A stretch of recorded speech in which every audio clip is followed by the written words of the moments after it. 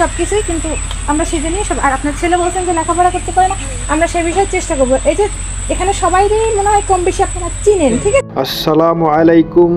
স্বেচ্ছাসেবক সংগঠন ৬ নং চিংড়াখালীর পক্ষ থেকে আমরা আবারও একটি অসহায় পরিবারের সহযোগিতা করতে পেরেছি, আলহামদুলিল্লাহ। আমরা গত 2 দিন আগে এই পরিবারটার সন্ধান পাই এবং আমরা সেখানে আমাদের মেম্বাররা খবর নেন এবং জানা যায় যে তার খুবই করুণ অবস্থায় আছেন তিনি। তার ঘরের অবস্থা আপনারা ইতিমধ্যে দেখেছেন এবং সে খুব অসহায়। আমরা সবসময় অসহায় পরিবারের পাশে দাঁড়ানোর চেষ্টা করি।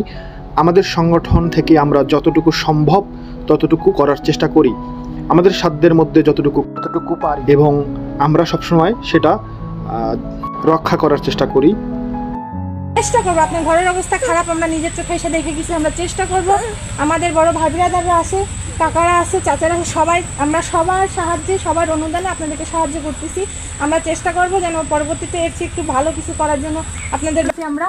আপনারা কি এটা খুশি হয়েছেন? এটা আমরা আমাদের সবার পক্ষ থেকে আপনাদেরকে উপহার দিচ্ছি, আর আশা করবো আপনারা আমাদের পাশে থাকেন সবসময়।